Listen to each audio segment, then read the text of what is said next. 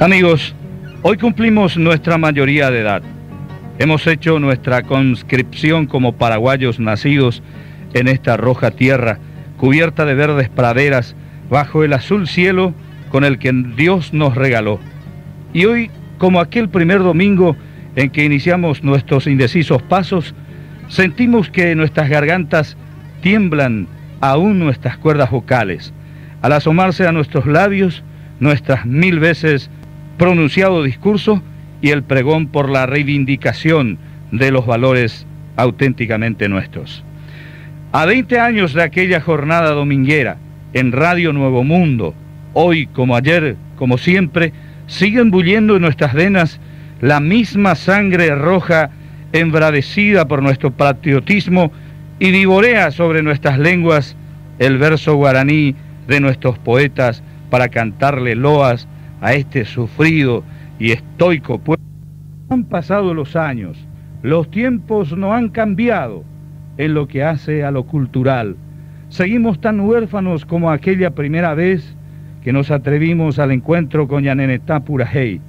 Si por aquel entonces criticamos con dureza que la dictadura recurra a un decreto para imponer la ejecución del 50% de la música paraguaya en las emisoras del país, hoy en tiempo de tránsito a la democracia debemos lamentar con lloros y zapateos la presencia de inquilinos haraganes institucionalizados que alquilan bancas en el Parlamento Nacional, donde se encuentra Alibaba esperando a sus 40 seguidores, quienes para ingresar deben pronunciar las mágicas palabras «Ábrete sésamo» y ya está.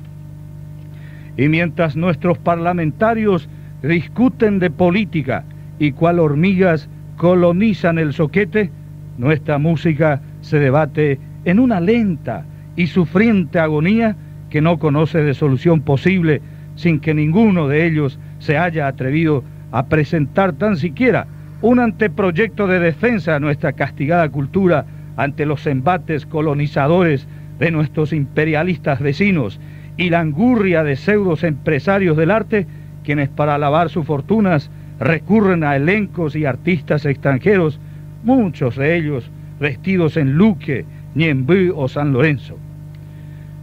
Pasaron 20 años de aquella primera edición de Yanenetá Purajey.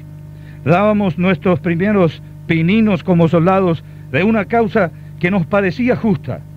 Hoy, cuando nos detenemos en este tiempo, nos ponemos de espalda a nuestro presente y miramos nuestro camino andado, nos encontramos un azul cielo poblado de estrellas luminosas y parpadeantes que parecen misteriosas luces que aún comprometen la física nuclear, y parece que nos habla y nos dice: ustedes tienen el compromiso de seguir la posta que nosotros les hemos dejado, y entre esas estrellas podemos reconocer a un José L. Melgarejo, Manuel Yacarevalija, Belencita Lugo de Fernández, Eladio Martínez, Julián Rejala, Samuel Aguayo, Emilio Bodadilla Cáceres, Diosnel Chase, Miguel Ángel Rodríguez, Celestino Álvarez, Juan Manuel Papote Fretes, Don Pablo Pereira, Ernesto Báez y Máxima Lugo.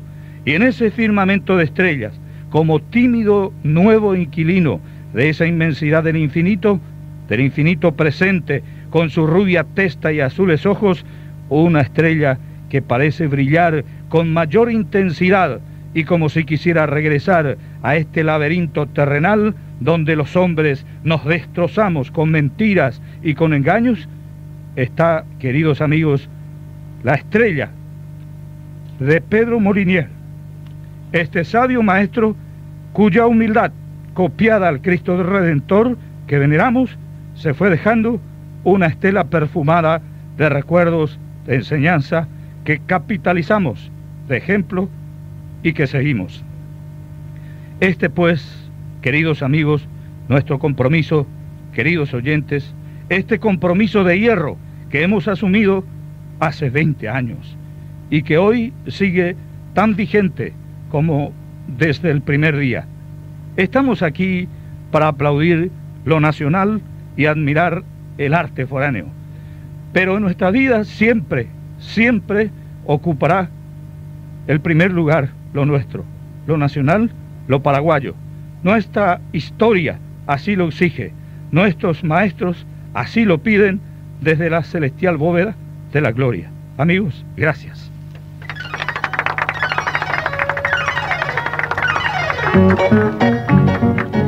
Ha sido el editorial de Ñaneretá Purajey con motivo de celebrar 20 años de feliz existencia.